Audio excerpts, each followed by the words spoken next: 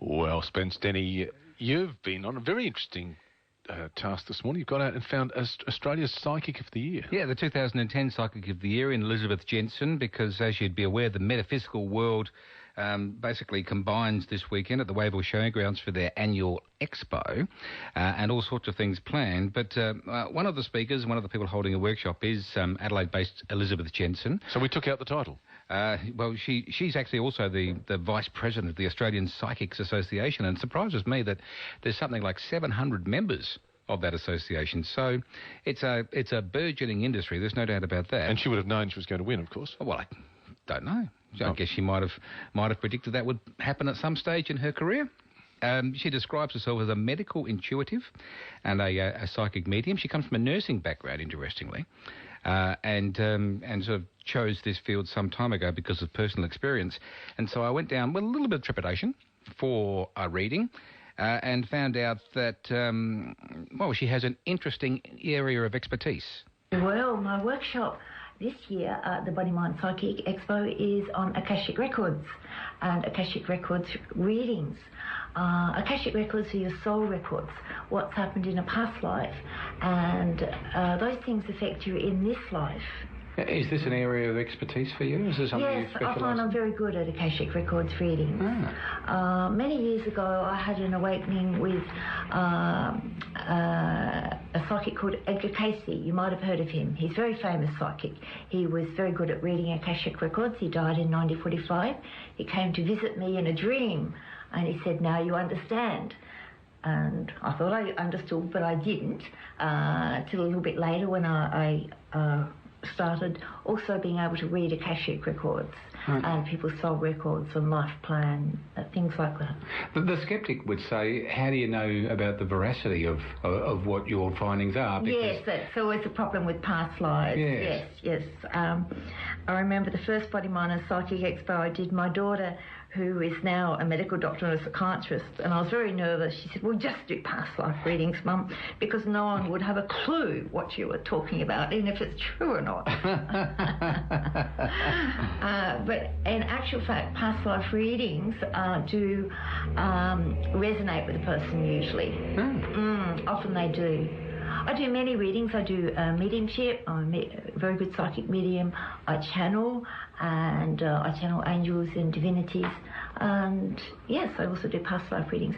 But before I was doing this, I was a registered nurse and community health nurse and midwife.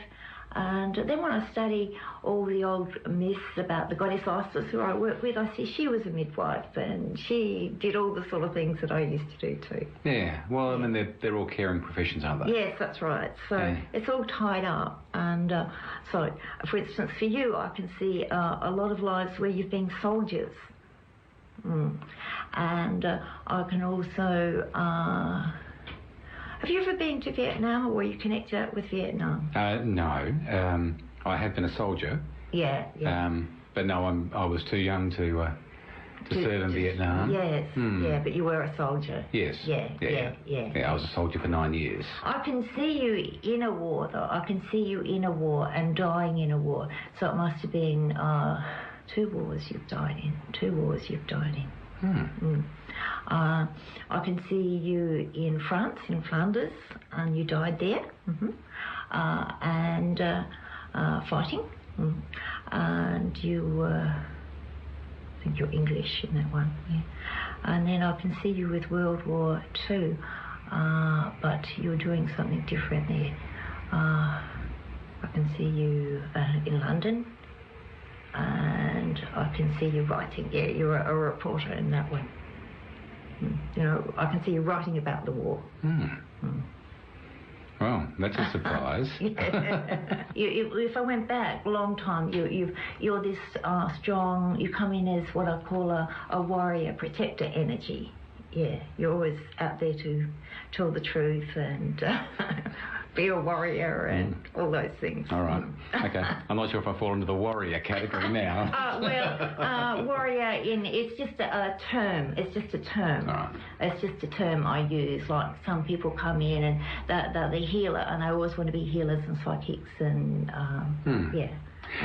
Do you ever come across people? Do you ever meet people that you previously wouldn't have known, and immediately get a sense from them that they are somebody who really does have potentially quite strong psychic ability? Yes. What's that like when that happens to you? Well, I run a psychic school, so I meet a lot of people who have got a lot of psychic ability. I'm talking about sort of just in the general community. If you're out and about, it might be a social environment or something like that.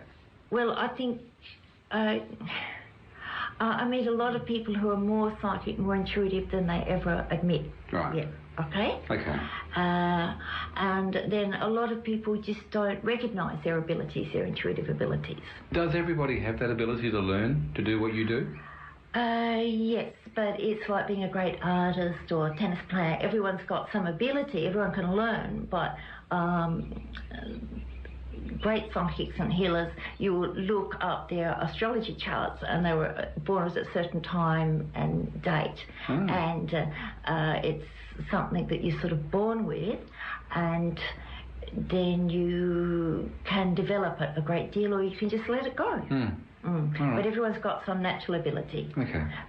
And everyone should learn. That's my thing, that everyone should learn to work intuitively, because with all the earth changes coming up, should I go and be here and there at this time?